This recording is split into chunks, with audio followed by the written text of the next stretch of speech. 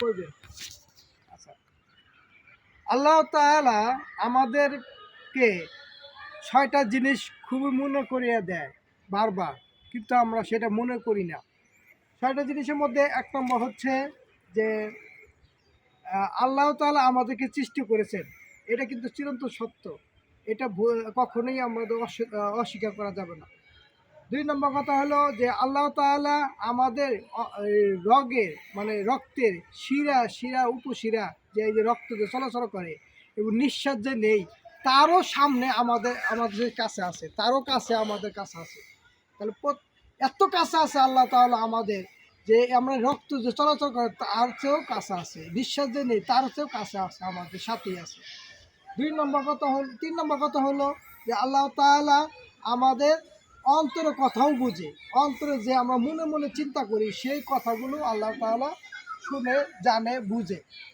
৪ নম্বর কথা হলো যে আল্লাহ তাআলা আমাদের যে বিভিন্ন দিনে কার্যকলাপ করি, অ্যাক্টিভিটিস করি, সেই কাজগুলো লেখার জন্য ডান কাঁধে আর বাঁ কাঁধে ২টা ফেরেশতা লিপিবদ্ধ করে রাখছে, তারা সবসময় লেখে। ৫ নম্বর কথা হচ্ছে যে আল্লাহ তাআলা আমাদের যে জিহ্বা, আমরা যা কথা বলি, বা যে শব্দই করি জিহ্বা দিয়া, যে কথাই বলি, যে শব্দই করি, সেই শব্দ বা সেই কথাগুলো লেখার জন্য আলাদা একটা স্পেশালভাবে একটা ফেরেশতা লিপিবদ্ধ করে আমাদের জন্য রাখছে।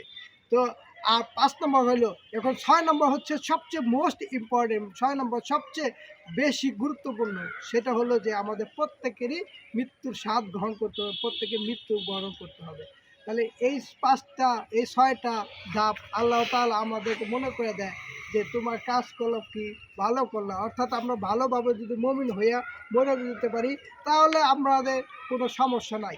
আর যদি মুমিন হইয়া যদি মরে না যেতে পারি তাহলে পরকালেও আমাদের হিসাব করতে হবে, আমাদের মরণের সময় আমাদের ভয়ঙ্করভাবে মরতে হবে, অনেক বিপদ আকারে মরতে হবে, আজরাইলের সামনে এমন ভয়ঙ্করভাবে মরতে হবে যেটা ভাষা প্রকাশ করবে না। আল্লাহ তাআলা সবাইকে আমাদেরকে বুঝগার করুক, আমাদের থেকে হেফাজত রাখুক, আমাদেরকে হেদায়েত দিক।